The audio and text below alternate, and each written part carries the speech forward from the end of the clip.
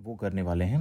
Hello everyone, आज हम लोग ह्यूमन रिप्रोडक्शन का रिवीजन करने वाले हैं, क्योंकि एग्ज़ाम का अब आपका 1 मंथ रह गया है और 1 मंथ से भी कम कह लें तो हम कोशिश करेंगे कि पूरे इस मंथ में आपके जो बोर्ड एग्ज़ाम और प्लस 12th में ही जो आप कर रहे हो नीट का भी आपका इसमें कंसेप्ट जो है पूरा क्लियर हो जाए।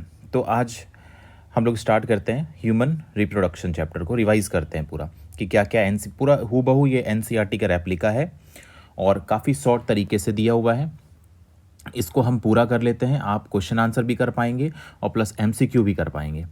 सो देखते हैं क्या क्या इसके अंदर दिया हुआ है। तो सबसे पहले हम स्टार्ट करते हैं डेफिनेशन से। देखिए डेफिनेशन के अंदर यहाँ पे क्या दिया हुआ है, रिप्रोडक्शन इज द, अगर हम बात करें तो देखिए डेफिनेशन से यहाँ पे क्या दिया हुआ है, reproduction is the production of young ones by an organism, humans are sexually reproducing and viviparous. ये इसमें कुछ भी समझने वाली नहीं है, सीधी सी बात इन्होंने बताया कि रिप्रोडक्शन जो है एक प्रोडक्शन है यंग वंस का और बाय एन ऑर्गेनिज्म, और ऑर्गेनिज्म के द्वारा किया जाता है। और ह्यूमंस के बारे में हम लोग चूंकि पढ़ने वाले हैं, क्योंकि ये टॉपिक का ही नाम है ह्यूमन रिप्रोडक्शन, तो ह्यूमंस जो है वो क्या होते हैं, सेक्सुअली रिप्रोड्यूसिंग और विविपेरस होते हैं, मतलब बच्चे पैदा करते हैं। इसका मतलब अपने जैसा यंग वंस पैदा करते हैं।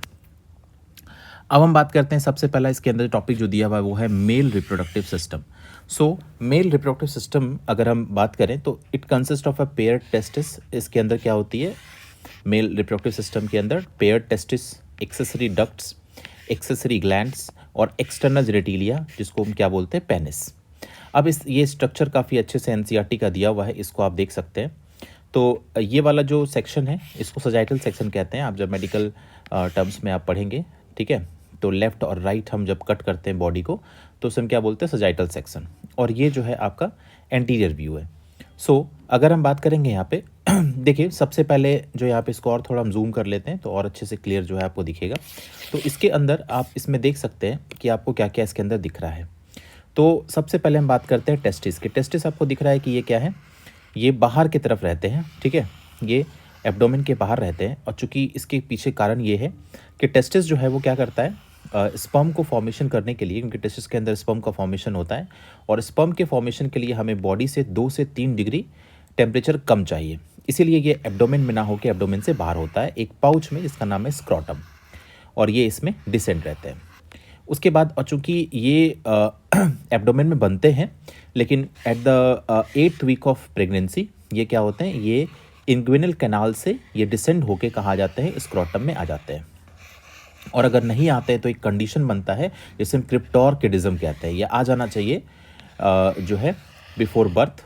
लेकिन अगर नहीं आता है, डिसेंड अगर नहीं होता है इस कैनाल से, तो क्या कहते हैं इसको, क्रिप्टोर्किडिज्म। और अगर ऐसा किसी में होता है तो वो क्या होता है, स्टेराइल होते हैं, वो बच्चे पैदा नहीं कर सकते, ठीक है। इस कंडीशन को क्या कहते हैं, क्रिप्टोर्किडिज्म कहते हैं। सो हम यहाँ बात करेंगे तो टेस्टिस के अंदर स्पर्म बनती है, और अभी हम बात करेंगे कैसे बनती है, तो ये देख लेते हैं। उसके बाद ये जो आपको दिख रहा है ये है एपिडाइडमिस, ठीक है। और इस यहाँ पे जाके स्पर्म थोड़े समय के लिए स्टोर होती है, और फिर यहाँ से ये जो पाइप आपको दिख रहा है इसे वास डिफरेंस कहते हैं। ये आके यहाँ पे क्या होती है, ये कनेक्ट हो जाती है, और इसके बीच में इसको मिलता क्या है, सेमिनल वेसिकल, प्रोस्टेट ग्लैंड का सिक्रीशन इस स्पर्म को, और फिर यहाँ से यहाँ पे होती है बल्बो यूथर ग्लैंड, और यहाँ से होते हुए फिर यूरेथ्रा से ये बाहर निकल जाती है, ठीक है। पाथवे भी कभी कोई पूछ लेता है तो उसको भी याद रखना है। और ये जो है ये हमारा क्या है, ब्लैडर है, ठीक है। और ये जो आप दिख रहा है पीछे का एरिया, रेक्टम, ठीक है। और यहाँ पे जो डक्ट आपको दिख रहा है ये वाला डक्ट, इसे हम क्या कहते हैं, इजैकुलेटरी डक्ट कहते हैं, ठीक है। सो हम आगे बढ़ते हैं और इसका इंटीरियर व्यू देखते हैं कि क्या है इसमें। तो आप देख सकते हैं यहाँ पे, इसको और थोड़ा हम देखें तो यहाँ पे आप देखते हैं कि ये जो टेस्टिस है, आप देख सकते हैं ये टेस्टिस को, इसको बीच में से क्या किया है, एक क्रॉस सेक्शन लिया गया इसका। और आप इसके अंदर देखेंगे गौर करके तो इसके अंदर क्या होते हैं, छोटे छोटे क्या होते हैं, ये लॉब्यूल्स बने होते हैं। इसी लॉब्यूल के अंदर क्या होती है, हाईली क्वाइल्ड एक ट्यूब होती है, इसे क्या कहते हैं, सेमनीफेरस ट्यूब्यूल्स कहते हैं। इसी सेमनीफेरस ट्यूब्यूल के अंदर क्या बनती है, स्पर्म बनती है। बनने के बाद यहाँ पे एक रेटे टेस्टिस होती है, ठीक है, जाली नुमा एक स्ट्रक्चर होता है, रेटे टेस्टिस कहते हैं। यहाँ से निकल के ये जाती है वासा इफ्रेंसिया में, और वासा इफ्रेंसिया से ये क्या होती है, क्वाइल्ड होके एक टेस्टिस के एक साइड में ये क्वाइल्ड एक ट्यूब होता है जिसे हम क्या कहते हैं, क्वाइल्ड स्ट्रक्चर एपिडाइडमिस, इसके अंदर रहती है। और फिर यहाँ से होते हुए ये कनेक्ट हो जाती है किसे, वास डिफरेंस से।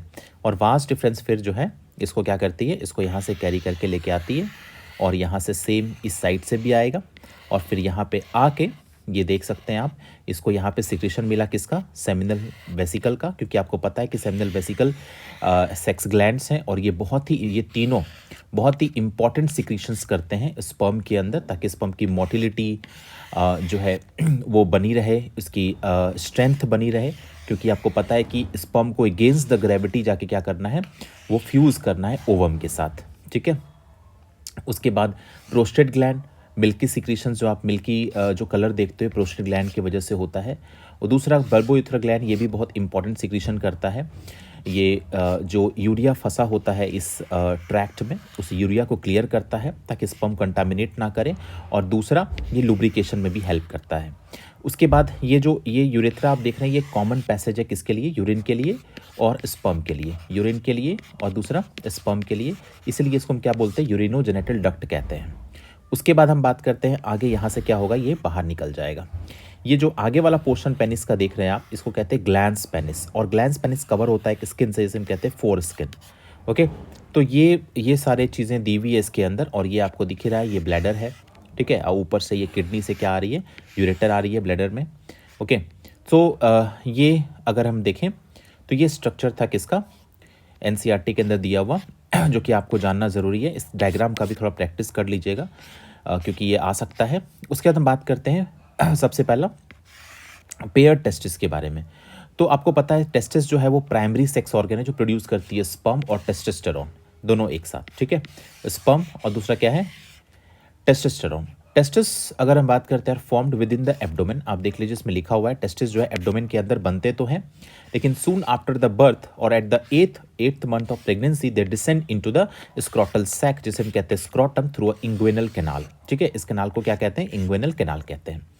उसके बाद हम बात करते हैं क्यों आते हैं, तो द लो टेम्परेचर जो 2 से 2.5 degree less than the body temperature, और स्क्रोटम का जो टेम्परेचर होता है बॉडी से 2 से 2.5 डिग्री कम होता है, ये हेल्प करती है for the proper functioning of testis और फॉर द स्पर्मेटोजेनेसिस। स्पर्मेटोजेनेसिस का मतलब फॉर्मेशन ऑफ स्पर्म, स्पर्मेटो मतलब स्पर्म और जेनेसिस मतलब फॉर्मेशन होना।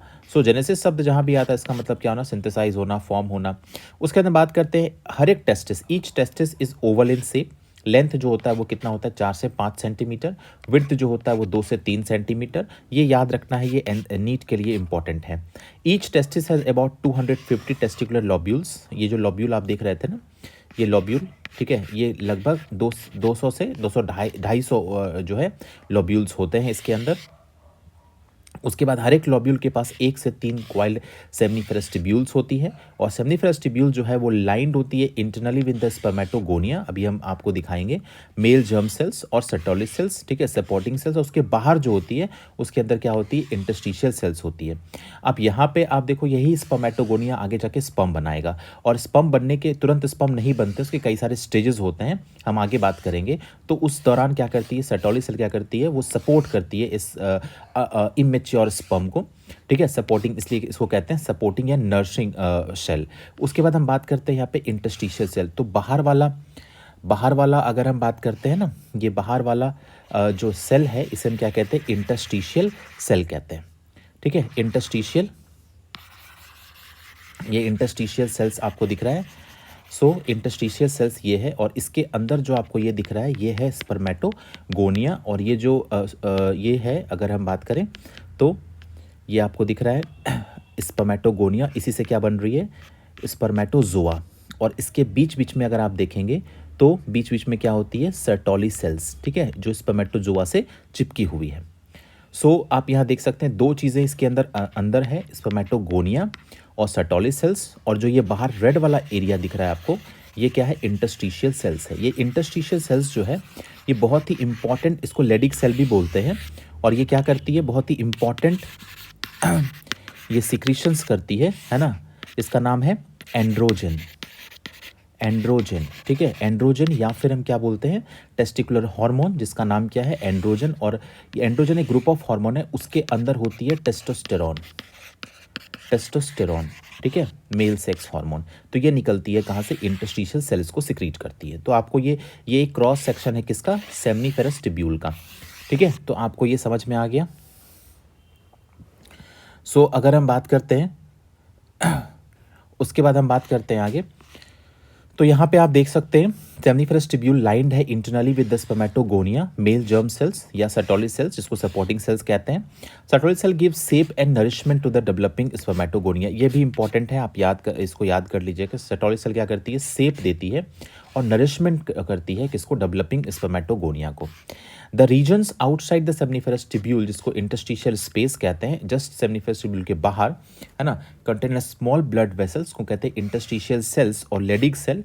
और ये क्या होती है, इम्यूनोलॉजिकली बहुत ही कॉम्पेटेंट होती है।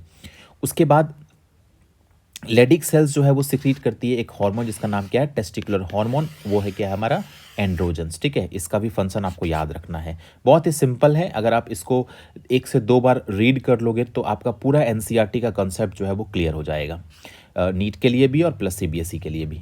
सो ये था अगर हम बात करें यहाँ पे स्ट्रक्चर के बारे में। अब बात करते हैं कि इसके अंदर एक्सेसरी डक्ट सिस्टम जो है वो कैसे काम करता है। अब आप देखिए, जैसे ही वहाँ पे मैंने बताया था आपको कि यहाँ पे जब टेस्टिकुलर लॉब्यूल से स्पर्म निकलती है तो एक जालीनुमा स्ट्रक्चर होता है, उसको कहते हैं रेटेटेस्टिस।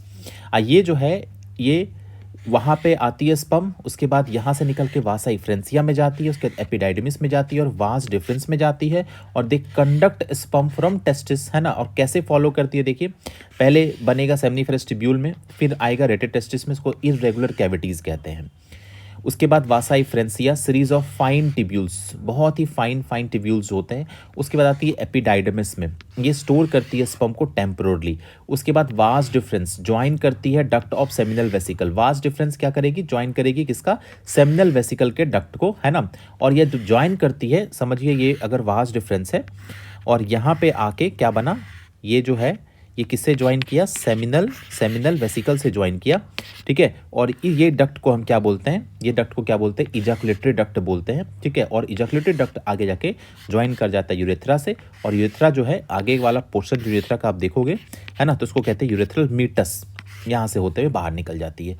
ये बहुत इंपॉर्टेंट है, ये आपको याद करना है। उसके बाद हम बात करते हैं आगे, यूरेथ्रा रिसीव करती है डक्ट ऑफ प्रोस्टेट और कॉपर्स ग्लैंड का भी क्या होती है, ये रिसीव करती है क्या, डक्ट को। ठीक है, उसके बाद हम बात करेंगे आगे एक्सेसरी ग्लैंड के बारे में कि ग्लैंड काम क्या करता है। तो सबसे पहला इसके अंदर क्या क्या होती है, include a prostate gland, a pair of seminal vesicle और a pair of Cowper's gland, या इसको क्या बोलते हैं, बल्बो यूथल ग्लैंड भी कहते हैं।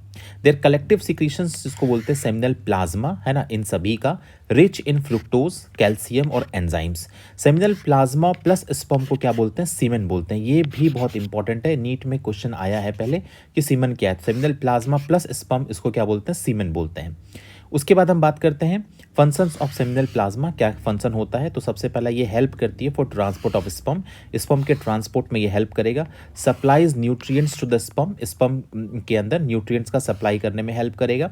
Provide alkalinity to the counteract the acidity of uterus, uterus काफ़ी वहाँ पे एसिडिक इन्वायरमेंट होता है, तो ये क्या करते हैं, ये अल्कलिनिटी देते हैं ताकि स्पर्म जो है वो वहाँ पे सर्वाइव कर सके। उसके बाद secretion of Cowper's gland lubricate the penis, penis को क्या करते हैं, जो कॉपर्स ग्लैंड सिक्रीट करेंगे तो लुब्रिकेट कर देते हैं। उसके बाद secretion of epididymis, vas deferens, seminal vesicle and prostate help for the maturation and motility of the sperm. ये सभी जो आप देख रहे हैं ना स्ट्रक्चर, ये सभी जो है वो क्या करती है, कुछ ना कुछ सिक्रीशन करती है ताकि क्या हो जाए कि मैच्योरेशन और मोटिलिटी जो है स्पर्म को मिले। उसके बाद हम बात करते हैं पेनिस। पेनिस के बारे में हम देखें तो पेनिस जो है एक कॉपुलेटरी ऑर्गन है और ये रेक्टाइल मतलब स्पॉन्जी टिश्यू से बनी हुई है। ठीक है, इसका मतलब है कि अगर आप पेनिस को एक क्रॉस सेक्शन आप देखोगे ना पेनिस का, तो इसके अंदर क्या होती है, ये स्पॉन्जी टिश्यूज़ होते हैं। ये स्पॉन्जी का मतलब है कि इसके अंदर बहुत सारे खाली स्पेसेस होते हैं। ठीक है, अब क्या होता है कि आपने देखा होगा कि जब हम इंटीमेट होते हैं तो उस समय क्या होती है कि इसके अंदर ऐसा क्या होता है कि वो बहुत हार्ड हो जाता है वरना बहुत ही सॉफ्ट रहता है। तो इसके पीछे रीज़न यही है कि ये जो खाली स्पेस आप देख रहे हो, ये स्पॉन्जी टिश्यू जो देख रहे हो, ये स्पॉन्जी टिश्यू तेज़ी से ब्लड से भर जाता है। जितनी तेज़ी से ये ब्लड से भरेगा उतनी ही तेज़ी सर्कुलेशन जितना अच्छा रहेगा उतना ही अच्छा इरेक्ट होगा। वरना अगर इसके अंदर कोई दिक्कतें आए, जैसे नसों में जो सप्लाई कर रही है ब्लड को उसमें अगर कोई दिक्कत आती है तो फिर क्या होगा, इरेक्टाइल डिसफंक्शन नाम का एक बीमारी हो जाता है। सो क्या होती है, इरेक्ट सही से नहीं होती है। ओके, तो पेनिस का यही काम है कि स्पर्म को अगर हम बात करें तो वेजाइना के अंदर डिलीवर करना है। ठीक है। इसे इसलिए कहते हैं कॉपुलेटरी ऑर्गन्स। और किससे बना हुआ है? इरेक्टाइल स्पॉन्जी टिश्यू से बना हुआ है। When a spongy tissue filled with blood the penis erect. जब स्पॉन्जी टिश्यू भर जाता है ब्लड से तो पेनिस क्या होता है? इरेक्ट हो जाता है और it facilitate the insemination. Insemination मतलब क्या करना? स्पर्म को वजाइना में डिलीवर कर देना। उसके बाद अगर हम बात करते हैं the cone shape tip of the penis is called the glans penis और it is covered by the prepuce और फोरस्किन। ठीक है, ये कवर्ड होती है किससे? प्रिप्यूस से और क्या? फोरस्किन से कवर्ड होती है। उसके बाद हम बात करते हैं आगे उसके बाद हम बात करते हैं आगे। तो ये था हमारा मेल रिप्रोडक्टिव सिस्टम और अब बात करेंगे हम क्या? फीमेल रिप्रोडक्टिव सिस्टम के बारे में। ठीक है, तो फीमेल रिप्रोडक्टिव सिस्टम के अंदर आप देख सकते हैं यहाँ पे ये सजाइटल सेक्शन है इसका और ये एंटीरियर व्यू आप देख सकते हैं। तो इसमें आप इसके अंदर देखेंगे तो यहाँ पे क्या क्या इसके अंदर दिया हुआ है, इसको थोड़ा और जूम कर लेते हैं। तो देखिए ये है यूट्रस, ये दिख रहा है, ये है यूट्रस। उसके बाद इसके जस्ट नीचे ये क्या है? Urinary bladder. ये क्या है? Pubic symphysis. ये है यूरेथ्रा। ठीक है, दिस इज द यूरेथ्रा। उसके बाद क्लिटोरिस, दिस इज, अगर हम बात करें ये क्या होती है? क्लिटोरिस होती है। लेबिया माइनोरा, ये अंदर वाला। ठीक है, बाहर की तरफ जो होगा वो लेबिया मेजोरा होगा। उसके बाद वेजाइनल ऑरिफिस, ये जो आप देख रहे हो ना, ये वेजाइनल ऑरिफिस है, ये पूरा यहाँ से यहाँ तक। उसके बाद जो है ये है एनस और ये जो है ये आप देख रहे हैं ये पूरा वेजाइना है। ये पीछे वाला रेक्टम है और ये क्या है? ये सर्विक्स है। अब इसमें अगर आपको नहीं समझ आ रहा है उतना अच्छे से तो यहाँ से आप देख सकते हैं, ये एंटीरियर व्यू है। ये जो यहाँ पे देख रहे थे ये है वेजाइना। ठीक है, ये है वेजाइना। उसके बाद ये है सर्वाइकल कैनाल और इस एरिया को क्या बोलते हैं? सर्विक्स। अब यहाँ पे आप देख सकते हैं ये क्या है? यूट्रस या वॉर्म बोलते हैं इसको। ठीक है, अब यूट्रस का 3 लाइनिंग है। ठीक है, सबसे बाहर में पेरीमेट्रियम, फिर बीच में मायोमेट्रियम और सबसे अंदर में एंडोमेट्रियम और दोनों साइड ये आप देख रहे हैं ओवरी। ठीक है, ओवरी यहाँ पे एब्डोमेन के अंदर रहती है। उसके बाद ओवरी से कनेक्ट हो जाती है फेलोपियन ट्यूब। आप यहाँ पे आप देख पा रहे हैं ये फिंगर लाइक प्रोजेक्शन से क्या कहते हैं? फिम्ब्रे कहते हैं। और जस्ट अबव द फिम्ब्रे ये फनल शेप का जो स्ट्रक्चर है उसे इनफंडिबुलम कहते हैं। ये एम्प्यूला है और ये स्थमस है। इन तीनों को एक साथ हम क्या बोलते हैं? फेलोपियन ट्यूब बोलते हैं। ठीक है, इसी एम्प्यूला के एरिया पे आके क्या होती है? ये स्पर्म और ओवम फर्टिलाइज करती है। ठीक है, और ये कैविटी को क्या बोलते हैं? यूट्राइन कैविटी और ये फंडस है। तो ये है पूरा फीमेल का एक रिप्रोडक्टिव स्ट्रक्चर। सो नेक्स्ट हम आगे बात करते हैं तो इसके बारे में इसके अंदर क्या क्या होता है। तो सबसे पहला हम बात करते हैं पेयर्ड ओवरीज के बारे में। तो प्राइमरी सेक्स ऑर्गन आपको पता है, जिस तरह से टेस्टिस मेल के अंदर है तो फीमेल के अंदर क्या है? ये प्राइमरी सेक्स ऑर्गन है जो प्रोड्यूस करती है ओवा जिसे हम कहते हैं female gamete and steroid hormone जिसे कहते हैं ओवेरियन हार्मोन, एस्ट्रोजन और प्रोजेस्टेरॉन। हर एक ओवरी के पास क्या होती है? 2 से 4 सेंटीमीटर ओवरी की 2 से 4 सेंटीमीटर लेंथ होती है और they are located on the both side of the lower abdomen and connected to the pelvic wall. एक लिगामेंट के द्वारा जो है वो जुड़ी हुई होती है। उसके बाद each ovary is covered bye thin epithelium which enclose the ovarian stroma. ठीक है, ओवेरियन स्ट्रोमा का मतलब ये जो है, ठीक है, ये बीच वाला जो आप देख रहे हैं। ठीक है, उसके बाद हम बात करते हैं the stroma has outer cortex और इनर मेडुला। स्ट्रोमा के पास बाहर वाला कॉर्टेक्स और अंदर वाला क्या होता है? मेडुला। ठीक है, उसके बाद हम बात करेंगे, ये देखते हैं अब एक्सेसरी डक्ट सिस्टम। सो एक्सेसरी डक्ट सिस्टम में अगर हम बात करते हैं इसके अंदर क्या क्या होते हैं तो it includes 2 oviduct, fallopian tube और एक यूट्रस। ठीक है, 2 ओविडक्ट होते हैं। ओविडक्ट मतलब इसको फेलोपियन ट्यूब भी बोलते हैं। यूट्रस होती है और वेजाइना होती है जो कि अभी आपने इसके अंदर देख लिया। ठीक है, तो फेलोपियन ट्यूब आपको दिख रहा है, एक इधर और एक इधर है। ठीक है, यूट्रस है और यहाँ पे वेजाइना है। ठीक है, सारा आपका स्ट्रक्चर जो है वो क्लियर होना चाहिए। नेक्स्ट हम बात करते हैं ओविडक्ट जो है, इसकी ये नीट के लिए इंपॉर्टेंट है, याद रखिएगा। ओविडक्ट का लेंथ कई बार पूछा है, 10 से 12 सेंटीमीटर लंबे होते हैं और इसके 3 पार्ट्स होते हैं। पहला है इनफंडिबुलम जो फनल शेप की होती है ना, और ये ओपनिंग प्रोवाइड करती है with many finger like fimbriae. इसके एंड में आप देख रहे हो है ना, यहाँ पे क्या होती है? बहुत सारे फिंगर लाइक क्या होती है? फिम्ब्रे होती है। और ये जैसे ही यहाँ से एग रिलीज होती है, इस एग को क्या करती है? ये तुरंत रिसीव कर लेती है। और यहाँ पे याद रखिएगा कि इसके सतह पे एक तरह का एपिथेलियम होता है, वो आपको बताना है कौन सा एपिथेलियम होता है, वो आपको बताना है। तो किस टाइप का एपिथेलियम होता है? तो यहाँ पे आपको पता है क्या? सिलिएटेड एपिथेलियम होता है, सिलिएटेड एपिथेलियम। ठीक है, ये कई बार क्वेश्चन आया है।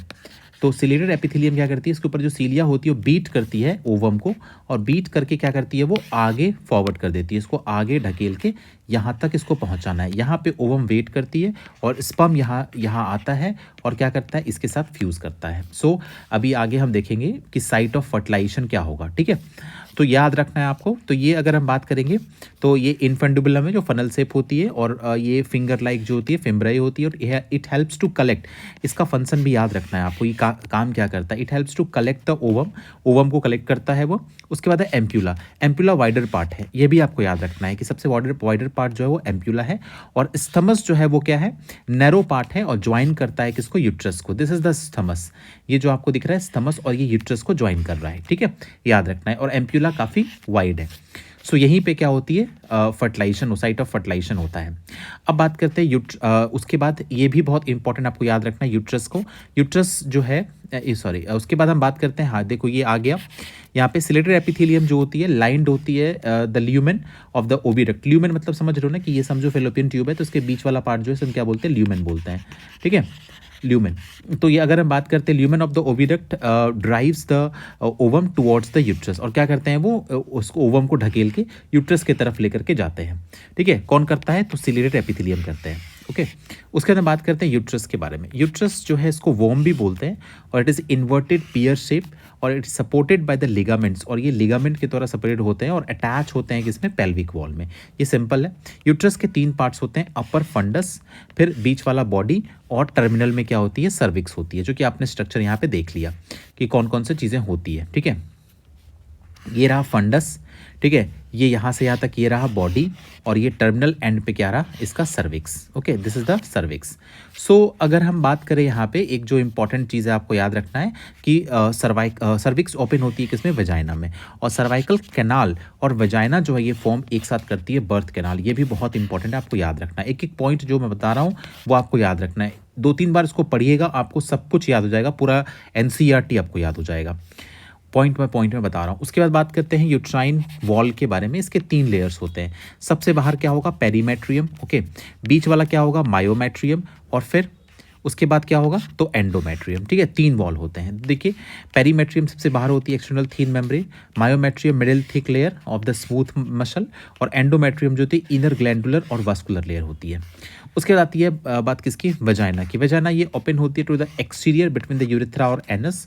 Lumen of the vagina is lined by the glycoprotein rich mucus membrane consisting a sensitive part, इसको पेपिलिए कहते हैं। और बार्थोनिल्स ग्लैंड भी होती है इसके पास, है ना। और बार्थोनिल ग्लैंड क्या करती है, सिक्रीट करती है म्यूकस जो लुब्रिकेट करता है पेनिस को ड्यूरिंग सेक्सुअल एक्ट। ये बहुत इंपॉर्टेंट है, ये भी आपको याद रखना है, ठीक है। तो ये जो है अगर हम फिर से देखें तो इसका ल्यूमेन जो होता है वेजाइना का, ल्यूमेन मतलब अगेन आप समझ लीजिए वेजाइना, तो ये वाला जो पार्ट है इसको क्या बोलते हैं, ल्यूमेन बोलेंगे, ठीक है। तो ल्यूमेन जो होती है वेजाइना की वो लाइंड होती है ग्लाइकोजन रिच म्यूकस मेम्ब्रेन से। ये इसके पास सेंसिटिव पेपिला और जो है बार्थोनिल्स ग्लैंड होती है, बहुत इंपॉर्टेंट है ये। और ये बार्थोनिल ग्लैंड्स ड्यूरिंग द सेक्स क्या करती है, एक म्यूकस टाइप का लुब्रिकेटिंग फ्लूइड सिक्रीट करती है, और उस दौरान ये लुब्रिकेट करता है पेनिस को ड्यूरिंग द सेक्सुअल, जिसमें कि वियर और टियर जो है ना हो या कम हो, ठीक है, वेजाइना के अंदर। उसके बाद बात करते हैं अगर हम आगे, तो यहाँ पे आप देख सकते हैं इसका एक्सटर्नल जेनेटिलिया। एक्सटर्नल जेनेटिलिया का मतलब होता है कि बाहर से आपको कैसा दिखता है, ठीक है, बाहर से कैसा दिखता है। तो हम आपको यहाँ पे बताते हैं कि बाहर से अगर देखेंगे तो कैसा दिखता है। तो सबसे पहला हम अगर देखें यहाँ पे, तो ये यहाँ पे अगर आप देखोगे तो यहाँ पे ना 2 फोल्ड होते हैं, एक इनर फोल्ड होते हैं और एक आउटर फोल्ड होता है, ठीक है। 2 फोल्ड होंगे, एक इनर फोल्ड और एक क्या होगा, आउटर फोल्ड होगा, ठीक है, आउटर फोल्ड होगा। इसके अंदर आप देखेंगे ये जो आपको दिख रहा है ये वाला एरिया और एक ऊपर वाला एरिया होता है, ठीक है। तो ये जो है वो अगर हम बात करते हैं तो यूरेथ्रल ओपनिंग है,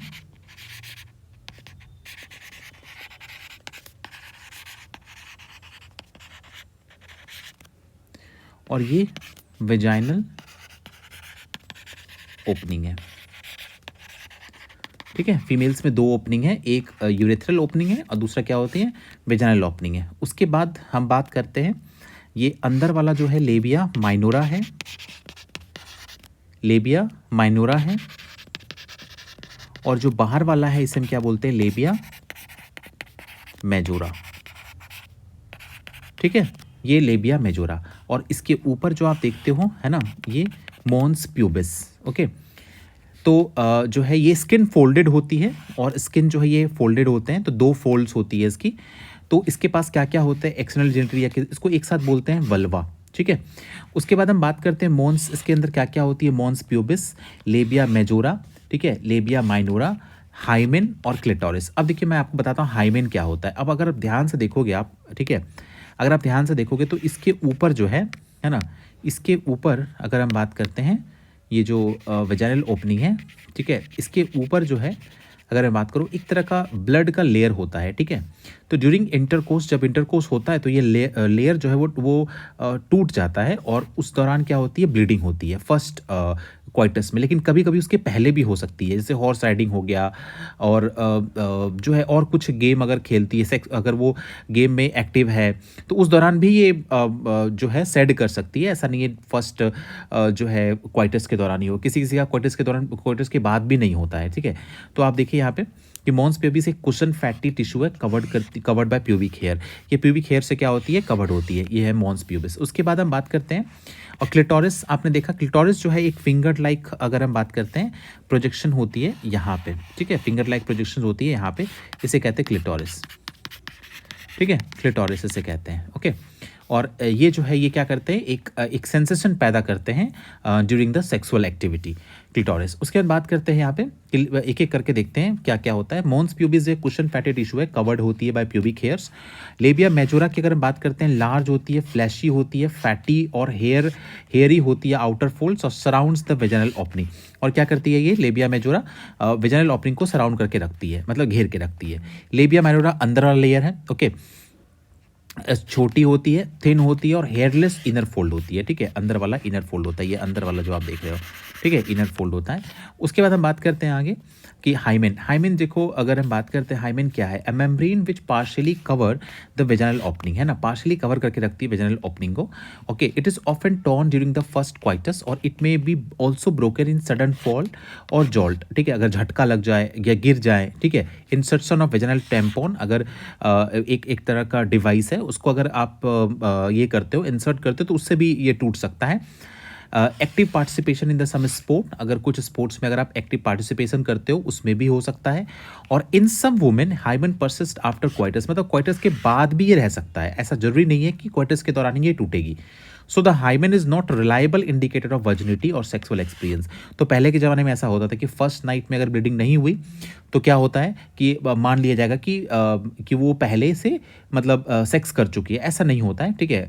तो पहले से वो सेक्सुअल एक्टिविटी में इन्वॉल्व थी, ऐसा लोग सोचते थे, लेकिन ऐसा नहीं है बिल्कुल। यहाँ पे सीधा सीधा लिख दिया है कि हाइमन जो है कोई ऐसा रिलायबल इंडिकेटर नहीं है वर्जिनिटी का, ठीक है, और सेक्सुअल एक्सपीरियंस का, क्योंकि वो उसको पहले से सेक्सुअल एक्सपीरियंस है, ऐसा कुछ ये नहीं है, ठीक है। उसके बाद क्लिटोरिस, क्लिटोरिस जो है वो हाईली सेंसिटिव ऑर्गन्स है, lying just in front of the urethral opening, urethral opening के जस्ट इन फ्रंट पे होती है ये, ठीक है, फिंगर लाइक प्रोजेक्शंस होती है, तो हाईली सेंसिटिव ऑर्गन होती है। ओके, सो ये था अगर हम बात करते हैं फीमेल्स का एक्सटर्नल जेनिटलिया, जिसको एक साथ हम क्या बोलते हैं, वल्वा बोलते हैं। ओके, तो ये याद रखना है आपको। उसके बाद एक एक पॉइंट आपका क्लियर हो रहा है। अब बात करते हैं किसके बारे में, मेमोरी ग्लैंड्स के बारे में। मेमोरी ग्लैंड्स क्या है और कैसे इसको ये करते हैं। तो मेमोरी ग्लैंड्स अगर हम बात करते हैं, इसको ब्रेस्ट भी कहा जाता है, ठीक है, इसको ब्रेस्ट भी कहते हैं। और इसके अंदर क्या क्या होती है इसको आप देखिए, ठीक है। तो हम अगर बाहर से देखें, मतलब इधर से हम देखें, तो यहाँ पे अगर आप ध्यान से देखोगे तो क्या क्या है इसके अंदर, ठीक है। तो यहाँ पे अगर आप देखोगे तो ये तो फैट है, ये दिख रहा है आपको, ये फैट है, ठीक है, ये फैट है। उसके बाद यहाँ पे अगर हम आते हैं तो यहाँ पे क्या है, मेमोरी लोब्स हैं, ये दिख रहा है आपको, मेमोरी लोब्स हैं, यहाँ पे कई सारे ये दिख रहा है ना, लोब्स हैं, मेमोरी लोब्स हैं। मेमोरी लोब के आगे आएंगे तो ये जो आपको दिख रहा है ना, ये जो आपको दिख रहा है ये एल्वुलस है, ठीक है। उसके बाद आगे और एल्वुलस से क्या निकलती है, तो ये डक्ट निकलती है, ठीक है, इसे क्या कहते हैं, मेमोरी डक्ट कहते हैं। डक्ट के और आगे चले जाए तो ये सोलन एंड है ना, इसे हम क्या बोलते हैं, एम्प्यूला बोलते हैं। और एम्प्यूला जो है कनेक्ट होती है किससे, लेक्टिफेरस डक्ट से, ठीक है।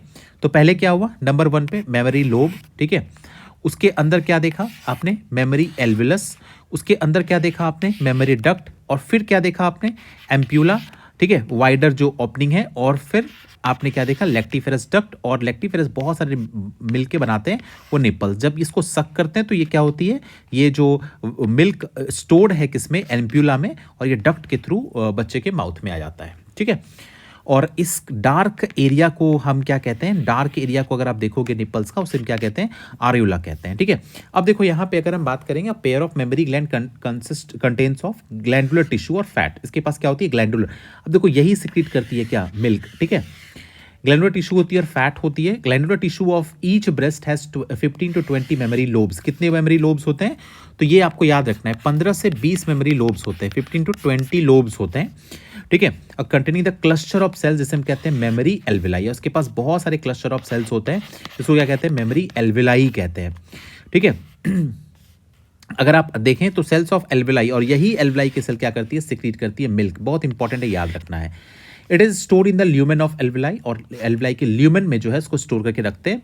The alveoli opens to mammary tubules, mammary tubule में खुलती है ये। The tubules of each lobe join to form mammary duct. ठीक है, और बहुत सारे मेमोरी डक्ट क्या करते हैं, एक ज्वाइन होता है और वाइडर मेमोरी एम्प्यूला में खुलते हैं। ये आप एम्प्यूला देख सकते हो। ठीक है, ये एम्प्यूला में खुलते हैं, और इसी एम्पुला में क्या होती है, कुछ समय के लिए स्टोर होती है मिल्क। ठीक है, और ये एम्पुला बाद में कनेक्ट हो जाती है लैक्टिफेरस डक्ट से। इसके थ्रू क्या होती है, मिल्क जो है उसको सक करके बाहर निकाल लिया जाता है बच्चे के द्वारा। ठीक है, तो ये था, आपको याद रखना है। ठीक है, कि मेमोरी ग्लैंड कैसी होती, क्या काम करती है। उसके बाद यहाँ तक तो स्ट्रक्चर हमारा खत्म हो गया। अब बात करते हैं प्रोसेस के अंदर। ठीक है, गैमेटोजेनेसिस कि क्या है गैमेटोजेन, व्हाट इज गैमेटोजेनेसिस। तो मैंने पहले भी बताया था आपको। ठीक है, गैमेटो मतलब गैमिट, और जेनेसिस मतलब क्या होना, बनना। तो गैमेटोजेनेसिस मतलब गैमिट का फॉर्मेशन होना, that is gametogenesis. It is the formation of gametes in the gonads. ठीक है, गोनैड्स के अंदर क्या होगा, गैमिट्स बनेगा। ये दो टाइप के होते हैं, एक तो स्पर्मेटोजेनेसिस और दूसरे क्या होते हैं, ऊजेनेसिस। ठीक है, स्पर्मेटोजेनेसिस और दूसरा क्या है, ऊजेनेसिस। तो पहले हम बात करते हैं स्पर्मेटोजेनेसिस के बारे में। क्या है स्पर्मेटोजेनेसिस, अगेन जेनेसिस शब्द यहाँ आया, इसका मतलब है स्पर्म का फॉर्मेशन हो रहा है, that is spermatogenesis. It is the process of formation of sperm. ये क्या करती है, स्पर्म का फॉर्मेशन होता है। ठीक है, स्पर्म का मतलब spermatozoa in the seminiferous tubule, जो कि मैंने बताया था आपको, ऑफ टेस्टिस। और इट इज 2 स्टेजेस, 2 स्टेज होते हैं इसके।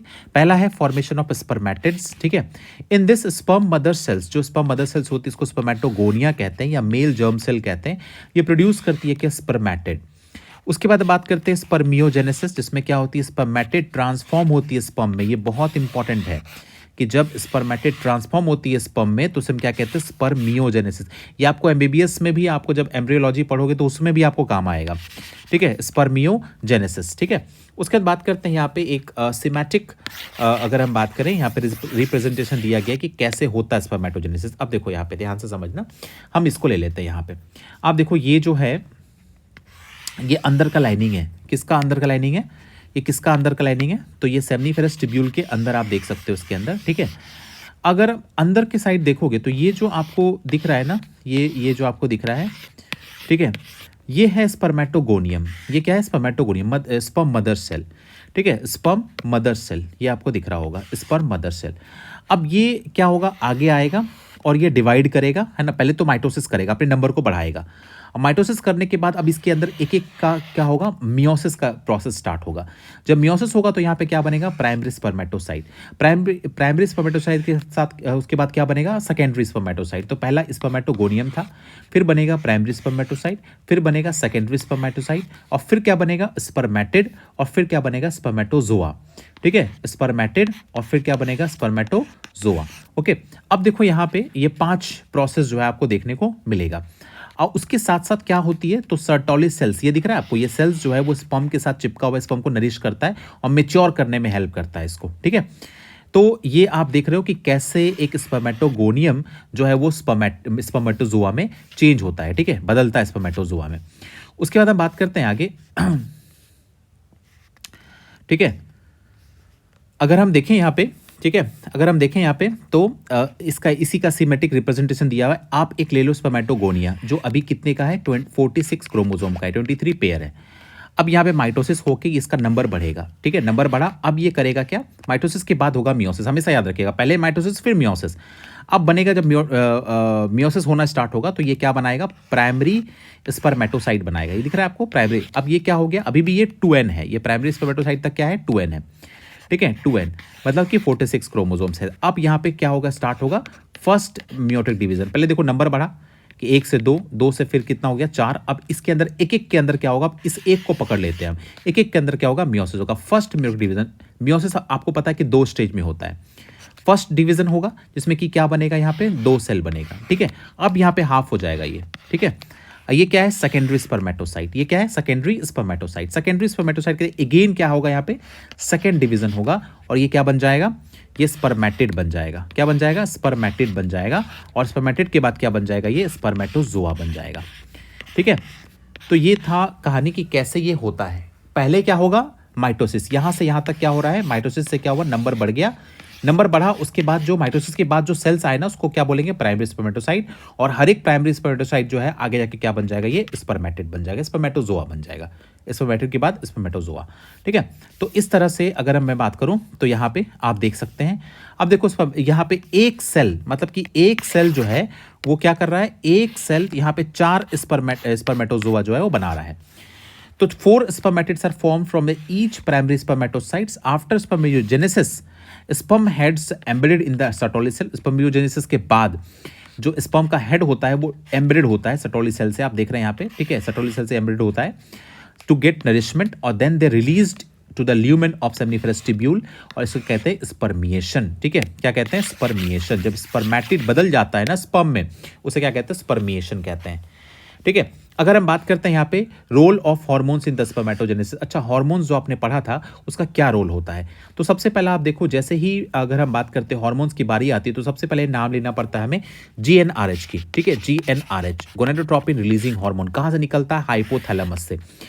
गोनेडोट्रोपिन रिलीजिंग हार्मोन GnRH जिसको बोलते हैं, यहाँ पे क्या होता है, स्टिमुलेट करता है एंटीरियर पिट्यूटरी को ताकि सिक्रीट करे ये 2 गोनेडोट्रोपिन्स, कौन कौन सा, LH और दूसरा FSH, ठीक है। LH जो है वो एक्ट करता है लेडिक सेल्स, L से लेडिक है ना, और L से ल्यूटिनाइजिंग, दोनों से याद रख सकते हो। स्टिमुलेट करता है secretion of androgens, androgen stimulate करेगा क्या, स्पर्मेटोजेनेसिस बनने का, स्पर्म के बनने की प्रक्रिया को ये स्टार्ट करवाएगा। उसके बाद FSH एक्ट करता है किसके ऊपर, सर्टोली सेल के ऊपर, और स्टिमुलेट करता है सिक्रीशन ऑफ सम फैक्टर जो क्या करता है, स्पर्मियोजेनेसिस, ठीक है, कि स्पर्मेटिड को क्या करे, स्पर्म में बदल दे, ठीक है। तो ये दोनों हार्मोन क्या करती है, हेल्प करती है क्या, स्पर्म को बनाने में, ठीक है, याद रखिएगा, मतलब गैमेटोजेनेसिस करने में। अब बात करते हैं स्ट्रक्चर ऑफ स्पर्मेटोजोआ, स्पर्म का स्ट्रक्चर क्या होता है। तो मैच्योर स्पर्म जो है अबाउट 60 माइक्रोन से लेकर के 0.06 मिलीमीटर तक लॉन्ग होते हैं।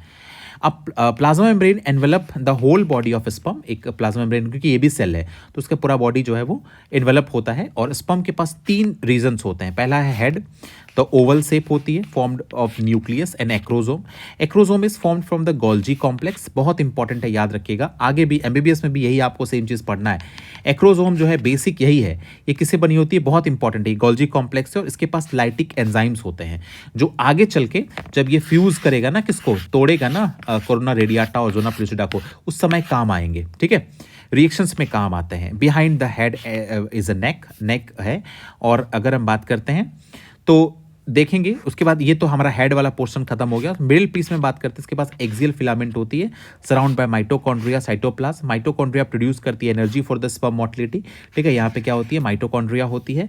और उसके बाद टेल के पास क्या होती है, सेंट्रल एक्सियल फिलामेंट्स होते हैं, ये दिख रहा है ना, ये एक्सियल फिलामेंट होते हैं। Sperm moves in the fluid medium and female genital tract by the undulating movement of tail. Tail जो है वो मूव करता है, बहुत ही फास्ट मूव करता है, और ये क्या करता है, वहां तक पहुंचता है, उसको अगेंस्ट द ग्रेविटी ट्रेवल करना है और ओवम तक पहुंचना है। एक बार में man ejaculates 200 to 300 million sperm during a coitus, मतलब क्वाइटस के दौरान 200 से 300 मिलियन स्पर्म जो है वो क्या करती है, वो रिलीज करते हैं मेल। फॉर नॉर्मल फर्टिलिटी अगर हम बात करें तो उसमें 60% sperm must have normal shape and size, और 40% ऑफ देम सो विगोरियस मोटिलिटी, मतलब 60% नॉर्मल शेप और साइज का होना चाहिए, और 40% क्या होना चाहिए, बहुत ही विगोरियस मोटिलिटी शो करना चाहिए, ठीक है, तब जाके क्या होगा, चांसेस बनते हैं कि वो जो है अचीव कर पाएगा किसको, फर्टिलाइजेशन को। क्लियर है। उसके बाद बात करेंगे किसके बारे में, oogenesis के बारे में। सो अब बात करेंगे oogenesis के बारे में कि oogenesis क्या होता है। तो हमने पहले देख लिया था स्पर्मेटोजेनेसिस, अब हम बात करेंगे oogenesis के बारे में। सो oogenesis के अंदर हम देखें तो क्या है, ये तो सिंपल सा है, it is the process of formation and maturation of ovum. ठीक है, फॉर्मेशन और मैच्योरेशन, ठीक है, का प्रोसेस जो होता है ओवम का, उसे हम क्या बोलते हैं, oogenesis बोलते हैं। ठीक है, और कहाँ होती है ये, तो it take place in the Graafian follicle. अभी हम जानेंगे ग्राफियन फॉलिकल क्या होता है। इस डायग्राम को आपको ध्यान से देखना है। ये डायग्राम है किसका, ओवरी का। ओके इसके अंदर फॉर्मेशन होता है किसका, ओवा का। अब देखिए, जिस तरह से हमने स्पर्म सेमनीफेरस ट्यूब्यूल में देखा कि स्पर्म जो है वो कैसे फॉर्म होते हैं, तो सेमनीफेरस ट्यूब्यूल के अंदर आपने देखा कि कई सारे क्या थे, इसमें सेल्स थे, और इस सेल के अंदर है ना ट्यूब्यूल्स थे। सेमनीफेरस ट्यूब्यूल के अंदर आप देखेंगे बहुत सारे सेल थे, और वो सेल के अंदर उस सेल को क्या बोलते हैं हम, तो primary स्पर्मेटो spermatogonia, sperm mother cell, और इसके अंदर सेटोली सेल थे। तो इसी तरह यहाँ पे भी क्या होती है, तो ऊगोनिया होती है, और ऊगोनियम से क्या बनती है, तो जाके ओवा बनती है। ठीक है, तो यहाँ पे हम देखें तो यहाँ पे बहुत सारे प्राइमरी फॉलिकल्स जो है यहाँ पे देखने को मिलेगा आपको। ठीक है, प्राइमरी के बाद ये कन्वर्ट हो जाती है सेकेंडरी में, सेकेंडरी के बाद कन्वर्ट हो जाती है टर्शरी में, और टर्शरी के अंदर आप देख सकते हैं इसके अंदर एक फ्लूइड फिल्ड कैविटी होती है, उसे एंट्रम कहते हैं। उसके बाद ये है एंट्रम, दिख रहा है आपको, टर्शरी फॉलिकल। उसके बाद ये कन्वर्ट हो जाती है किसमें, ग्राफियन फॉलिकल में। ये है ग्राफियन फॉलिकल, मतलब अब ये मैच्योर हो चुकी है। अब इसके अंदर से कुछ समय के बाद क्या होगा, ओवम जो है ये बाहर निकल जाएगी। यहाँ पे ओवम है, ओवम जो है ये बाहर निकल जाती है, और कब निकलती है, तो एट द 14th डे, जिसे क्या कहते हैं, ओव्यूलेशन कहते हैं। ठीक है, रिलीज ऑफ ओवा from the Graafian follicle. Okay, अब जो ये बचा है बॉडी, येलो कलर का बॉडी होता है, ये जो बचा है इसे कहते हैं कॉर्पस ल्यूटियम। ठीक है, क्या कहते हैं इसको, कॉर्पस ल्यूटियम। ये दिख रहा है आपको।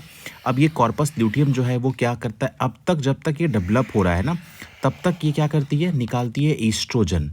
ठीक है, क्या सिक्रीट करती है, ईस्ट्रोजन सिक्रीट करती है। ठीक है, लेकिन जब ये रिलीज हो जाती है ओवा इसके अंदर से, तो ये ग्राफिन फॉलिकल जब कन्वर्ट हो जाता है कॉर्पस ल्यूटियम में, तो ये सिक्रीट करती है प्रोजेस्टेरॉन।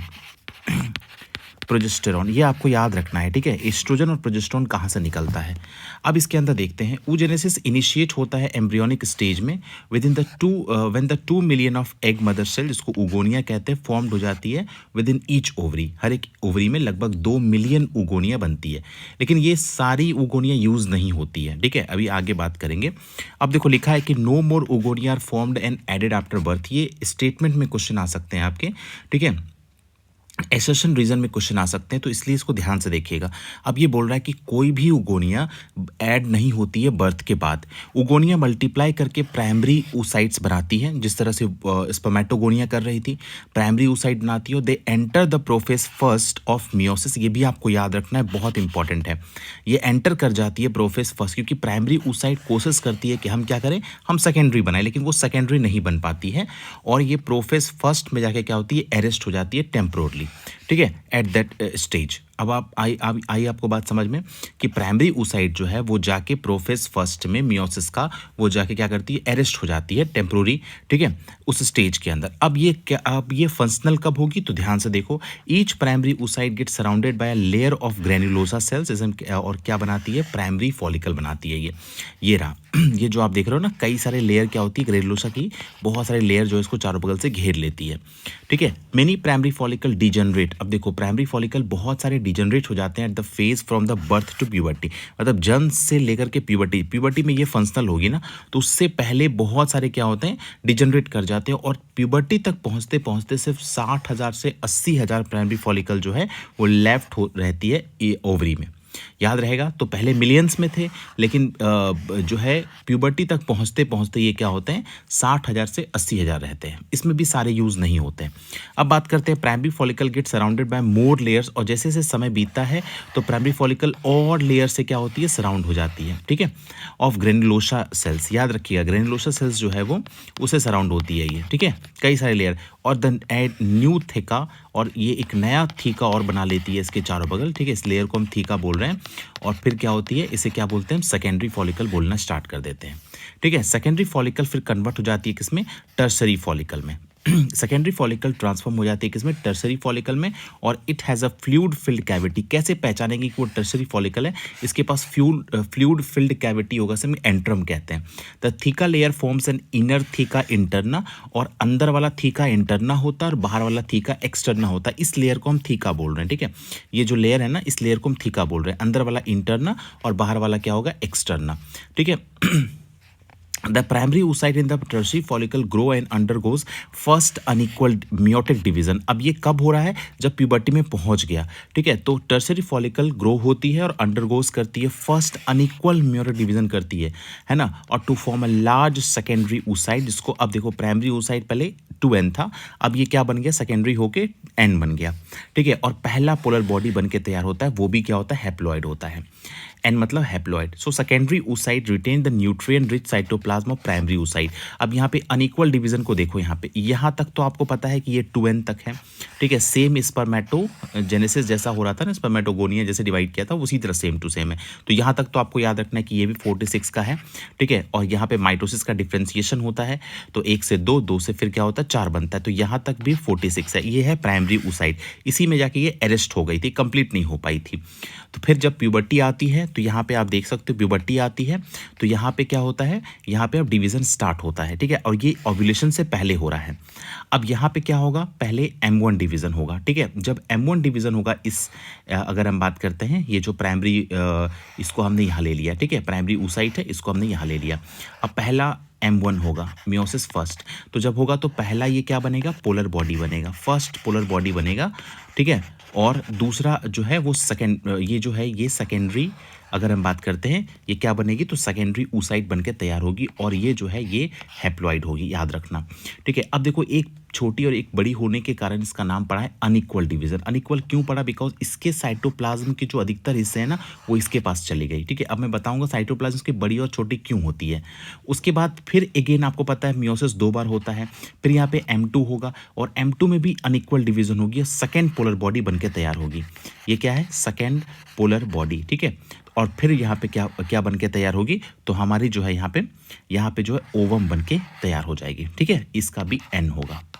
अब यहाँ पे अनइक्वल इसलिए हो रहा है बिकॉज ये इसका साइटोप्लाज्म का जो रेशियो है, मतलब जितना भी साइटोप्लाज्म है इसका अधिकतर हिस्सा इसके पास चला गया, क्योंकि आपको पता है कि जब भी ओवम फ्यूज करती है स्पर्म के साथ, तो ये कम से कम 1 वीक लेती है, ठीक है।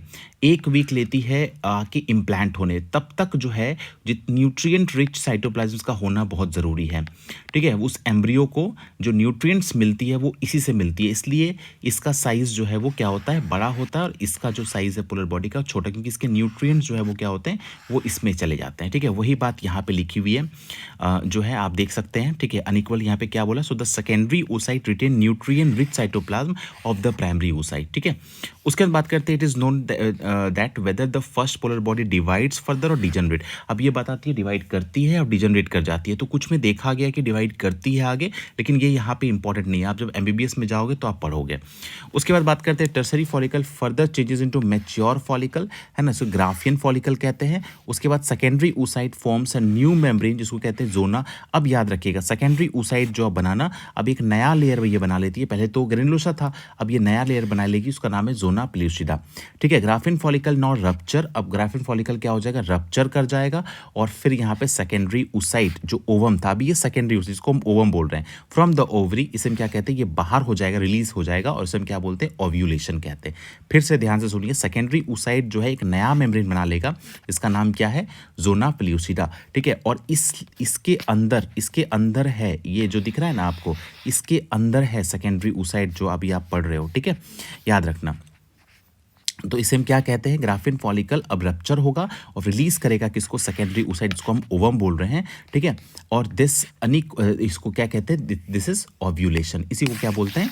ओव्यूलेशन, ठीक है। ये 14th डे होता है मेंस्ट्रुअल साइकिल का। अब यहाँ पे आप देख सकते हैं एक डायग्राम के थ्रू, ये प्राइमरी oocyte है, आप देख सकते हैं ग्रो हो रहा है साइज में, फर्स्ट मेरिक डिवीजन करेगा ओव्यूलेशन से पहले। अब ये सेकेंडरी oocyte है, ये ड्यूरिंग फर्टिलाइजेशन, ठीक है। अगर हम बात करते हैं, ये सेकेंडरी oocyte है, और इस समय ओवम जो है ये बनके ये तैयार हो चुका है, ठीक है। अब बात करते हैं यहाँ पे, इसके बाहर जो है वो 2 लेयर होते हैं, आपको पता है। एक है कोरोना रेडियाटा, बाहर वाला लेयर, ये जो दिख रहा है आपको, और एक अंदर जो है वो उसको क्या बोलते हैं? Zona pellucida. 2 लेयर जो है ओवम इसके आप देख रहे हैं इसके अंदर, ठीक है। और उसके अंदर भी अगर आप जाओगे ना, तो स्पेस होती है यहाँ पे 2 के बीच में, इसे हम कहते हैं पेरीविटिलाइन स्पेस, ठीक है। पेरीविटिलाइन स्पेस, ओवम और जोना पेलुसिडा के बीच की जो स्पेस होती है, पेरीविटिलाइन स्पेस कहते हैं। अब हम बात करते हैं आगे, ठीक है, कि क्या स्फेरिकल एंड ये अगर हम बात करते हैं तो स्ट्रक्चर कैसा होता है ओवम का, तो पहला क्या होगा, स्फेरिकल और नॉन मोटाइल होती है, गोल सी होती है, नॉन मोटाइल होती है और अबाउट 0.2 मिलीमीटर इन डायमीटर, और ओवम हैज 3 मेम्ब्रेन्स। तो पहला क्या है, प्लाज्मा मेम्ब्रेन है ना, अंदर वाला लेयर जो होगा, इनर मोस्ट लेयर, उसके बाद zona pellucida outer to the plasma membrane, और कोरोना रेडियाटा सबसे आउटर होगा फॉर्म्ड ऑफ फॉलिकल सेल्स, जो फॉलिकल सेल से बने हुए होंगे। अब बात करते हैं स्पर्मेटोजेनेसिस oogenesis में कंपैरिजन क्या है। स्पर्मेटोजेनेसिस क्या है, तो अकर इन टेस्टिस, oogenesis कहाँ है, ओवरी में होता है। ये क्वेश्चन सीबीएसई बोर्ड के लिए आ सकते हैं। लिमिटेड ग्रोथ फेज होती है और एलाबोरेटेड ग्रोथ फेज होती है। Each primary spermatocytes gives 4 sperm, और यहाँ पे क्या होती है, एक ओवम दिया जाता है। नो पोलर बॉडी फॉर्मेशन, यहाँ पे क्या होती है, पोलर बॉडी फॉर्म्ड होती है। Begins at the puberty and extend up to senility, ये जो है सेनिलिटी, और ये अगर हम बात करते हैं ये कहाँ तक जाती है, तो सेनिलिटी मतलब होती है जब तक 45 50 सॉरी, हम लोग इसके अंदर जो बोलते हैं ना, सेनिलिटी के अंदर हम बात करते हैं ना, ये लगभग चली जाती है, इसमें कोई उम्र नहीं है स्पर्मेटोजेनेसिस की, बट यहाँ पे एट द एज ऑफ 50, ठीक है, एट द एज ऑफ 50 तक जाती है, 45 और 50 तक जाती है, ठीक है। ये इसमें कोई एज नहीं है मेल के अंदर, ठीक है, फीमेल के अंदर है, ठीक है, कि यहाँ पे क्या होगा, तो ये एक डिफरेंस है जो आप यहाँ पे क्या कर सकते हैं, अगर हम बात करते हैं, ठीक है, ये हम बात कर सकते हैं कि इसकी एक एज फिक्स्ड है, कहाँ तक, 50 ईयर तक, ठीक है। और सेनिलिटी मतलब अगर हम बात करें तो ये बुढ़ापा तक चलता है, ठीक है। सेनिलिटी मतलब क्या होता है, बुढ़ापा होता है, ओके। अगर हम बात करें देखें इसके अंदर तो ओल्ड एज तक, इसको ओल्ड एज आप बोल सकते हो, ओल्ड एज, ठीक है, ओल्ड एज।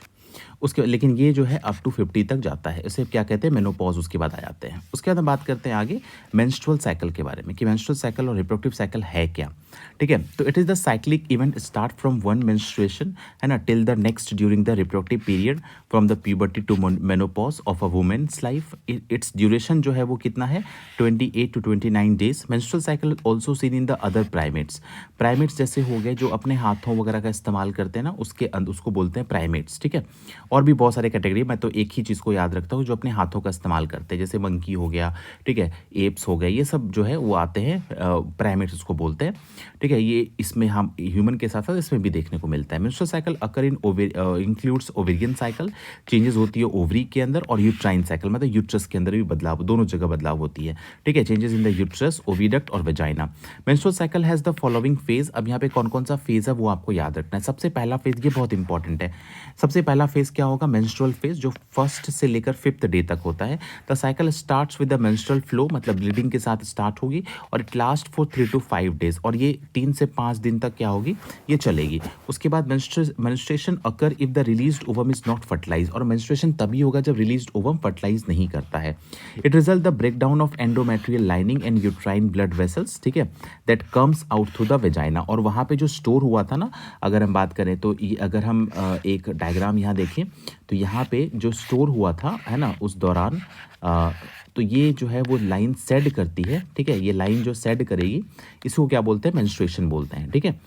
उसके बाद lack of menstruation indicate the pregnancy. अगर मेंस्ट्रुएशन नहीं हो रहा है इसका मतलब क्या है, प्रेगनेंसी है।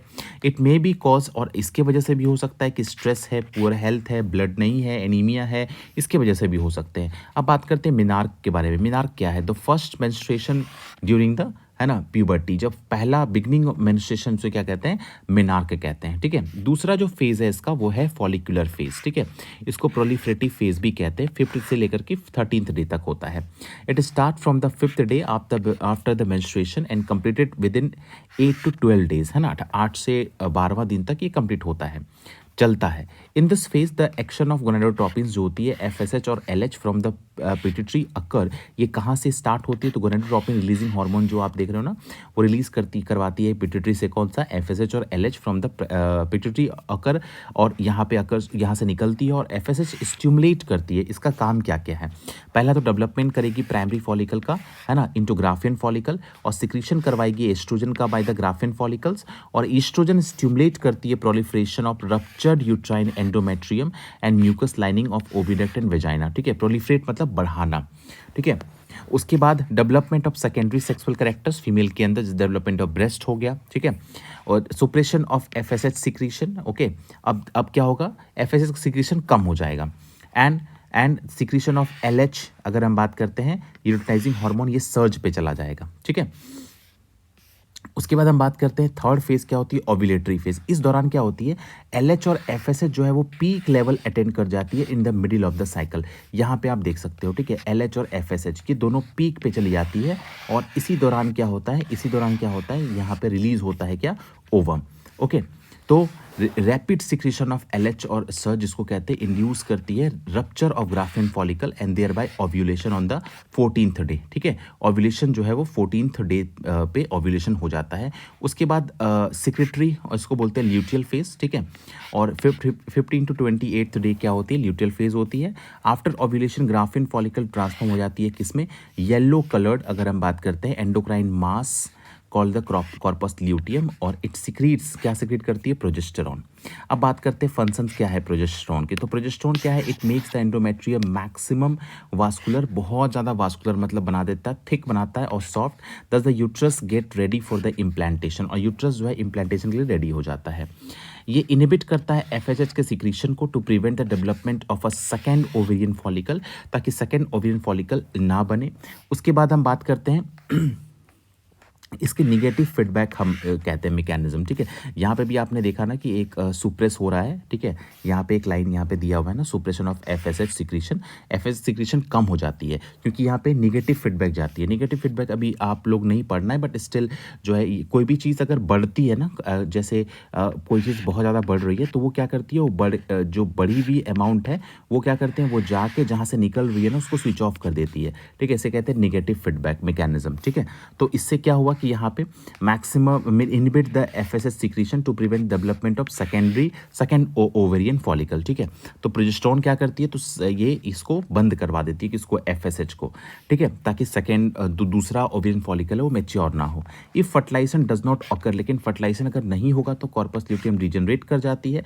It cause the disintegration of the endometrium और it leads to the next menstruation और न्यू साइकिल। ये इससे न्यू साइकिल जो है फिर वापस से स्टार्ट हो जाता है। उसके बाद हम बात करते हैं if women become pregnant all events of menstrual cycle stop and there is no menstruation. अगर जो है प्रेग्नेंट हो जाती है वुमेन तो वो सारे साइकिल रुक जाते हैं और फिर कोई मेंस्ट्रुएशन नहीं होता है। अब मेंस्ट्रुअल साइकिल सीज हो जाती है at the around age of 50 और इसे क्या कहते हैं, मेनोपॉज कहते हैं। अब ये जो NCERT का डायग्राम है इसको भी आप लोग देख लें, ये बहुत इंपॉर्टेंट है। अब हम यहाँ पे बात करते हैं, देखो 3 जगह काम चल रही है हमारी, ठीक है। एक तो यूट्राइन इवेंट, ठीक है, और ओवेरियन हार्मोन्स आप याद रखना, ठीक है, ओवेरियन इवेंट और पिट्यूटरी हार्मोन लेवल, 3 जगह आपको ध्यान रखना है। तो पिट्यूटरी से आपको पता है LH और FSH निकलता है, ठीक है। उसके बाद ओवेरियन हार्मोन और ओवेरियन इवेंट्स जो होती है ये आप देख रहे हो, developing follicle, primary, secondary, tertiary, graphene follicle, उसके बाद ओव्यूलेशन और फिर यही ग्राफिन फॉलिकल कन्वर्ट हो गया कॉर्पस ल्यूटियम में। तो जब यहाँ तक क्या हो रहा था, ईस्ट्रोजन निकल रहा था, ठीक है। ग्राफिन फॉलिकल क्या करेगा, डेवलपिंग फॉलिकल एस्ट्रोजन निकालेगा और यहाँ पे आप देख रहे हो प्रोजेस्टेरॉन की लेवल क्या हो गई, बढ़ गई, ठीक है। तो उसके बाद हम बात करते हैं जैसे जैसे यहाँ पे प्रोजेस्टेरॉन की लेवल बढ़ती है तो ये जो है ये एंडोमेट्रियल लाइनिंग भी क्या होती है, बिल्कुल थिक हो जाती है, ठीक है। और 1 to 5 डेज क्या होता है, तो यहाँ पे मेंसेस होता है, मतलब मेंस्ट्रुअल फेज को कहते हैं। तो आप देख रहे हो मेंस्ट्रुएशन हो रहा है, फिर फॉलिकुलर फेज होगा, ल्यूटियल फेज होगा, फिर नेक्स्ट साइकिल बिगन हो जाएगा, ठीक है। तो सिंपल है, मेंस्ट्रुअल हाइजीन का याद यहाँ पे दिया हुआ है, ठीक है। तो आप देखो take bath and clean body regularly, आपको बाथ लेना है और बॉडी को रेगुलरली क्लीन करना है। यूज सैनिटरी नैपकिन्स और क्लीन द होममेड पैड्स, ठीक है। और change them after every 4 to 5 hour as per the requirement, जैसे जिसकी रिक्वायरमेंट है। डिस्पोज द यूज नैपकिन और pads properly, do not throw them in drain pipe और toilets, ठीक है, in open area. After handling the napkin wash your hands with soap, ठीक है। ये सब तो कॉमन चीज़ें जो आप हाइजीन के बारे में बताया गया है। अब बात करते हैं फर्टिलाइजेशन और implantation. During the ovulation semen release होती है by the penis into the vagina, इसे इंसेमिनेशन कहते हैं, ठीक है। पेनिस, मेल का पेनिस जो है वेजाइना में स्पर्म को डिलीवर कर देता है। Fusion of sperm with ovum is called fertilization, और जब फ्यूजन हो जाएगा स्पर्म का ओवम के साथ, इसे हम क्या बोलते हैं, फर्टिलाइजेशन बोलते हैं। और ये कहाँ होती है, एम्पिलरी रीजन में होती है ऑफ द फेलोपियन ट्यूब। पहले एम्पिलरी स्टमक जंक्शन दिया था, अब यहाँ पे एम्पिलरी रीजन को चेंज कर दिया। स्पर्म जो है वेजाइना से निकलती है, सर्वाइकल कैनाल में जाती है, यूट्रस में जाती है, स्टमस में जाती है, एम्पिलरी रीजन में जाती है और यहीं पे क्या होती है, ओवम वेट कर रही होती है, इससे फर्टिलाइजेशन हो जाती है, ठीक है। अब यहाँ पे क्या होगा, अब देखो ओवम भी निकली है, ठीक है। ओवम जब ओवरी से निकलती है तो यहाँ पे क्या है, इसको फिम्ब्राई रिसीव करती है, इनफंडुबुलम रिसीव करता है और फिर आगे जाके इसको एम्पलरी रीजन पे छोड़ देता है। तो यहाँ पे ओवम सपोज वेट कर रही है, इधर से स्पर्म आता है और ये अगर ओवम वहाँ मिली तो ये फ्यूज कर जाएगी। Fertilization happens only if ovum and sperm are transported simultaneously, मतलब साथ साथ, जब ये साथ साथ होंगे तभी ये फ्यूज कर पाएगी। So all the copulation do not lead to fertilization और प्रेगनेंसी। सारे के सारे कॉपुलेशन जो है जरूरी नहीं है कि वो प्रेगनेंसी में ही बदल जाए। अगर वहाँ पे ओवम अवेलेबल होगा तभी क्या होगा, वो प्रेग्नेंट होगी। नेक्स्ट, अगर sperm contacts with zona pellucida, है ना, कॉन्टैक्ट करेगा जोना पेलुसिडा के साथ, it induces the change in the membrane that block the entry of additional sperm, ठीक है। इसको कॉर्टिकल रिएक्शंस कहते हैं, जो अभी आपको नहीं पढ़ना है, ठीक है। स्पर्म जो है कॉन्टैक्ट करती है जोना पेलुसिडा के साथ, इंड्यूस करती है चेंजेस इन द मेम्ब्रेन, जो ब्लॉक करेगी ताकि एडिशनल स्पर्म जो है वो अंदर ना आ पाए। उसके बाद हम बात कर सिक्रीशन ऑफ द एक्रोसोम, जो आपने देखा था ना, जो गोल्जी कॉम्प्लेक्स से बनी हुई है, ये हेल्प करती है स्पर्म को, है ना, enter the egg in the cytoplasm via zona pellucida and plasma membrane, और this causes second meiotic division। जैसे ही स्पर्म एंटर करती है तो क्या होती है, ये जो सेकेंडरी oocyte था, है ना, और ये ओवम में बदल जाती है, oocyte में बदल जाती है, ठीक है। एंड एक सेकेंड पोलर बॉडी वहाँ भी फॉर्म होता है। हैप्लॉइड न्यूक्लियाई ऑफ स्पर्म, है ना, and ovum fuse together to form diploid zygote. Haploid nuclei जो होती है स्पर्म का और ओवम का फ्यूज कर जाता है एक साथ, और उसे क्या बोलते हैं, डिप्लॉइड जाइगोट बोलते हैं। तो ओवम भी हाफ थी प्लस स्पर्म भी हाफ था, n प्लस n क्या हो गया, 2n हो गया। अब इसे क्या बोलेंगे, जाइगोट। तो जाइगोट अंडरगो मेयोटिक डिवीजन, इसके अंदर क्लीवेज होती है और it moves through the isthmus towards the uterus. अब ये स्थमस से क्या होगा, यूट्रस के तरफ जाएगा, ठीक है। ये कहाँ जाएगा, यूट्रस के तरफ जाएगा। 2 cell, 4 cell, 8 cell, 16 cell, daughter cell, है ना, बन जाती है। इसे ब्लास्टोमियर्स कहते हैं, ठीक है। ब्लास्टोमियर मतलब इसके अंदर जो सेल्स बन रहे हैं ना, इसे ब्लास्टोमियर कहेंगे। आगे चल के इसे एक सिस्ट बना लेता है, इसे ब्लास्टोसिस्ट कहते हैं, ठीक है। अब एम्ब्रियो विथ 8 to 16 ब्लास्टोमियर, अगर कोई एम्ब्रियो है उसमें 8 से 16 ब्लास्टोमियर, उसे मरूला कहते हैं। Morula continues to divide, transform हो जाती है ब्लास्टोसिस्ट में, ठीक है। और इस ब्लास्टोसिस्ट के अंदर ब्लास्टोमियर्स अरेंज होती है ट्रोप। अब आगे चल के ये 2 लेयर में अरेंज हो जाएगी, इसमें क्या बोलते हैं, ट्रोपोब्लास्ट सेल्स। ये आप देख रहे हो, ये ब्लास्टोसिस्ट में आप बाहर वाला जो एरिया देख रहे हो, ये है ट्रोपोब्लास्ट, और ये है इनर सेल मास, ये है ट्रोपोब्लास्ट, है ना, और ये अंदर वाला जो देख रहे हो वो इनर सेल मास है, ठीक है। ऐसे हो जाता है, ठीक है। और आगे चल के फिर क्या होगा, ये प्रोजेक्शंस ऐसे निकलेंगे ट्रोपोब्लास्ट से, और ये चिपक जाएगा कहाँ पे, एंडोमेट्रियम में, ठीक है। इसे इम्प्लांटेशन कहते हैं। अब बात करते हैं, trophoblast gives nourishment to the inner cell mass, ठीक है, और also it get attach to the endometrium. After attachment uterine cell divide करती है rapidly and cover the blastocyst, and this thus blastocyst become the embedded in the endometrium. ऐसे क्या कहते हैं, implantation कहते हैं। Inner cell mass get differentiated to 3 germ layer, 3 germ layer में different हो जाते अलग ये डिफ्रेंशिएट हो जाती है ना। आउटर एक्टोडम, मिडिल मेसोडम, और फिर क्या होती है, एंडोडम बन जाती है, ठीक है। यहाँ पे आप देख सकते हो कि ये इनर सेल मास जो है वो 3 लेयर में क्या हो जाती है, बदल जाती है। कौन कौन सा, एक्टोडम, ठीक है, एक्टोडम, फिर दूसरा क्या है, एंडोडम, और फिर क्या है, मेसोडम, ठीक है, मेसोडम ये। और दिस 3 लेयर्ड स्ट्रक्चर से हम क्या बोलते हैं, गैस्ट्रूला बोलते हैं, गैस्ट्रूला, है ना। अब यहाँ पे क्या होगा, ऑर्गेनोजेनेसिस, मतलब ऑर्गेन्स बनने स्टार्ट होंगे, ठीक है। यहाँ पे आप देख सकते हो, यहाँ पे क्या हुआ, तो यहाँ से ओवम निकला, है ना, यहाँ पे ओवम इंतज़ार कर रही थी, स्पर्म आया, ठीक है, और स्पर्म यहाँ फ्यूज़ किया, फिर जाइगोट बना, फिर यहाँ पे आगे बढ़ता गया, ठीक है, यहाँ पे, और आके यहाँ पे फिर अटैच कर गया, ठीक है। ये याद रखना है आपको। उसके बाद हम बात करते हैं जो लास्ट टॉपिक है इसका, प्रेगनेंसी और एम्ब्रियोनिक डेवलपमेंट, ठीक है। After implantation finger like projection से हम कहते हैं कोरियोनिक विलाई, है ना। यहाँ पे क्या होती है, ये आप देख रहे हो ना, ट्रोपोब्लास्ट सेल्स क्या फॉर्म करती है, फिंगर लाइक प्रोजेक्शन से कोरियोनिक विलाई कहते हैं, और अपीयर्स ऑन द ट्रोपोब्लास्ट, और they surround by the uterine tissue and maternal blood. The chorionic villi and uterine tissue are interdigitated. अब इंटरडिजिटेटेड मतलब क्या होता है, बिल्कुल ये जो है मदर के जो यूट्राइन मेम्ब्रेन है, बिल्कुल ऐसे ये क्या होगा, एक दूसरे के साथ ऐसे करके ये जुड़ेगा, ठीक है, अटैच होगा। उसके बाद टू फॉर्म प्लेसेंटा, और क्या बनाएगा, प्लेसेंटा बनाएगा। It is a structural and functional unit between the embryo, जिसको फिटस बोलेंगे, और and the maternal body. Placenta is connected to the embryo by umbilical cord, ये कॉर्ड आप देख रहे हो ना, इसे कहते हैं umbilical cord. It transport the substance, है ना, ये करेगा कहाँ से कहाँ तक, to and from the embryo, embryo तक लेके जाएगा, एम्ब्रियो से दूर लेकर के जाएगा, ठीक है।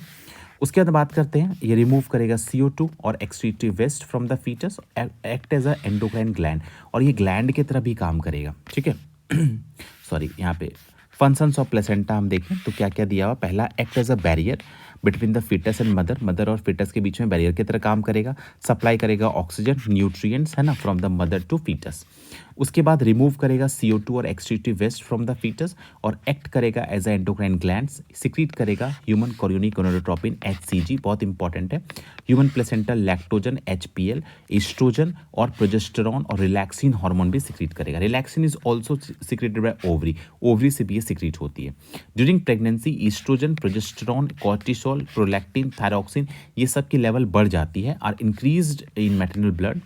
They supported the fetal growth, metabolic changes in the mother and the maintained pregnancy.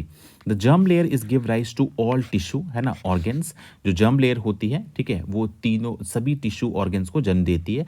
The stem cell और इनर सेल मास जो होती है, पोटेंसी होती है इसके पास, ये जो सेल आप देख रहे हो ना, इन तीनों लेयर के पास पोटेंसी होती है कि पूरे ऑर्गन्स को, बॉडी के ऑर्गन्स को ये बनाएगा, ठीक है, टिश्यू और ऑर्गन्स को। ह्यूमन प्रेगनेंसी जो गेस्टेशन पीरियड होती है लास्ट 9 मंथ, है ना, फॉर अगर हम बात करते हैं कैट्स, अगर हम बात करें 2 मंथ्स के लिए होते हैं, डॉग के लिए 2 मंथ, एलिफेंट के लिए 21 मंथ्स के लिए होते हैं, ये 9 मंथ के लिए होते हैं, ठीक है, ह्यूमंस के अंदर।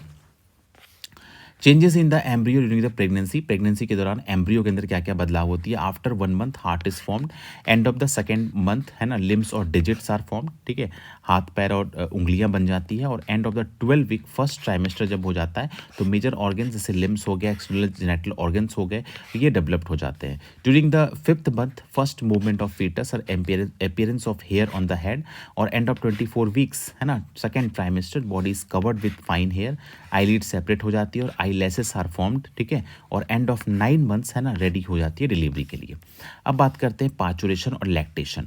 तो पाचुरेशन और लैक्टेशन क्या होता है, तो देखो पाचुरेशन को वो लेबर बोलते हैं, process of giving birth to young ones, है ना, जब हम बर्थ देंगे यंग वंस को, इसी को क्या बोलते हैं, parturition. Parturition is induced by the neuro endocrine mechanism, the signals originating from the foetus and placenta induce करती है माइल्ड यूट्राइन कॉन्ट्रैक्शन, इसको फीटल इजेक्शन रिफ्लेक्स कहते हैं। ये कॉज इससे क्या होती है, तो रिलीज होती है ऑक्सीटोसिन की, है ना, मैटरनल पिट्यूटरी से, ठीक है। ऑक्सीटोसिन क्या करती है, यूट्राइन मसल्स को कॉन्ट्रैक्शन करती है, जिसकी वजह से स्टिमुलेट हो फर्दर सिक्रीशंस ऑफ ऑक्सीटोसिन, और दिस प्रोसेस इज कंटिन्यूस, ये तब तक चलती रहती है जब तक कि एक्सपल्सन ना हो जाए बेबी का out of the uterus through the birth canal, ठीक है। आफ्टर पाचुरेशन अम्बिलाइकल कॉर्ड को कट करते हैं, और the placenta and remnants of the umbilical cord are expelled from the maternal body after parturition, delivery होने के बाद, इसको कहते हैं आफ्टर बर्थ, ठीक है। द मेमरी ग्लैंड्स प्रोड्यूस करती है milk towards the end of the pregnancy, है ना, इसे लैक्टेशन कहते हैं। उसके बाद द येलोइस मिल्क प्रोड्यूस होती है मदर से initial few days of the lactation, इसे कोलोस्ट्रम कहते हैं, बहुत इंपॉर्टेंट है ये, और it contain the several antibodies essential, है ना, to develop the resistance of the new born babies, है ना, ये आप पढ़ेंगे। कोलोस्ट्रम के अंदर IgA होता है, और ये अगर हम बात करते हैं नॉन स्पेसिफिक टाइप का डिफेंस होता है, जो कि हर तरह के बैक्टीरिया वायरसेस को बचाएंगे, तो इसलिए डॉक्टर भी रिकमेंड करते हैं कि इनिशियल फ्यू डेज जो है वो माँ का ही दूध जो है बच्चे को पीना चाहिए, ठीक है।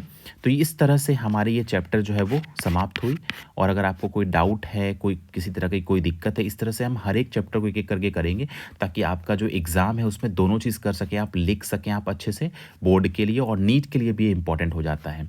सो अगर आपको कोई डाउट होती है, किसी तरह का कोई क्वेश्चन है, तो आप पूछ सकते हैं।